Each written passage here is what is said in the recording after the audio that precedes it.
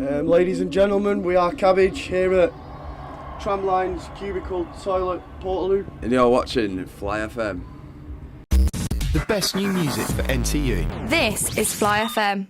Big up Fly FM, Alexander Greensmith here interviewing 2/5 of Cabbage. But who exactly of Cabbage and what do you play?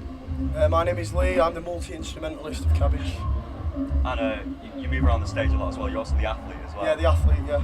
My name is Joe Martin and I am learning to sing and playing the guitar in Cabbage and rapping too. Also absent is Steve Ewan or Yoggin? Owen, is it? Oh, well, I'm sure he gets it all the time, yeah, sorry. And also, Asa Morley, football manager. Now, congratulations on the recent release of your EP of Cruelty. Sell it to yourself in a few words, or sell it to me, or our listeners in a few words. It was a fantastic stopgap on the way to making the difficult debut album.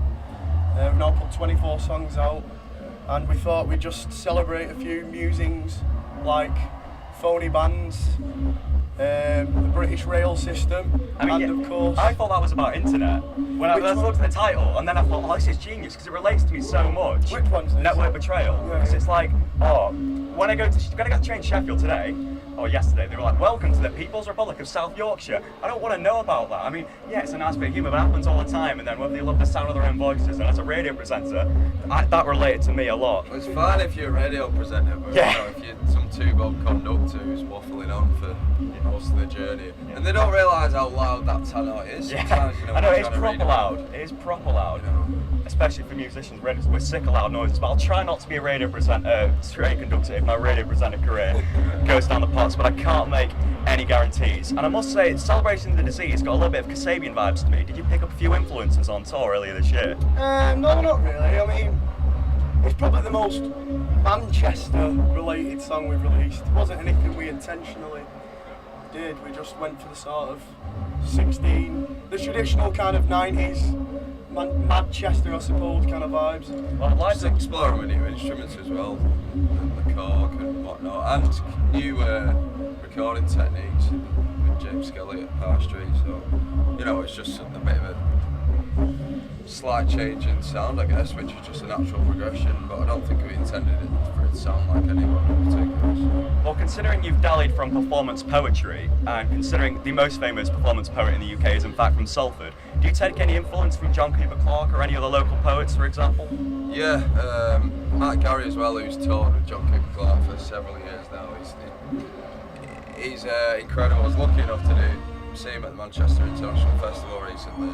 Yeah, I mean, absolutely. There's a night in Salford called Evidently Poetry, I believe. I started doing a few.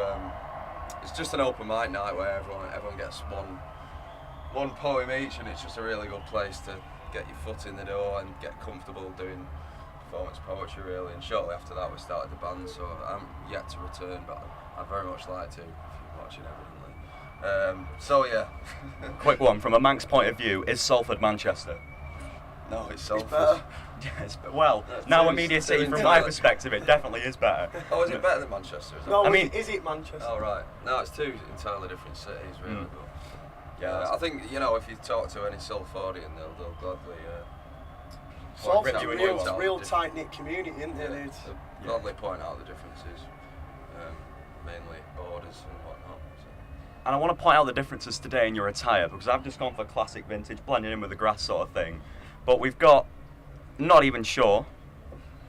It's Throbbing Gristle, industrial band from the 70s. Okay, Genesis, never heard them, Lee, but I'll whack them in my little Genesis book of bands to listen to.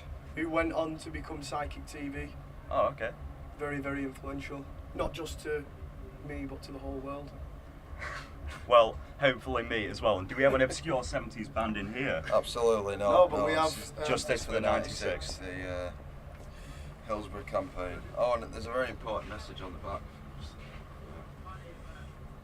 I think Manchester definitely will be the next city to indeed ban the Sun. Another city which has also been potentially banning the Sun, who are also in the Hillsborough game, is Nottingham. In Nottingham, we love boots, and you love your boots made for walking. If you could have any of your songs covered, like you covered these boots are made for walking, who would cover it, and what song would it be? Jack Schofield. Yeah. Probably cover Sonic Tire from back Huddersfield. catalogue. He's better than us. He plays our songs better than us. He's only 15. Did he take you to that lovely cafe in Huddersfield Station then? No, that was another musing of the conductor. So never actually bothered to go. In fact, I have gone in and it stinks of grease and it's There's a not WH not actually that as well. long. Does it smell as good as this cubicle? I think this is freshened out. Maybe now. someone's Yeah, just it's alright. shat a lemon or... Yeah, it's or been we've absorbed well it. I mean, I put some CK lemon on this morning, but it's vanished at this point, to be honest. Don't know where it's gone.